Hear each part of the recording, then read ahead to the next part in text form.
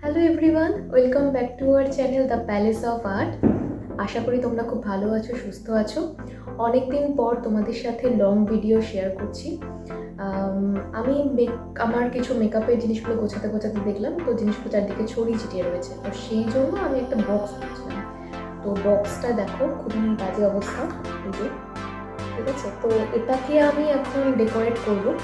তো কীভাবে ডেকোরেট করবো সেটা তোমার সাথে শেয়ার করবো। আশা করি তোমাদের ভালো লাগবে।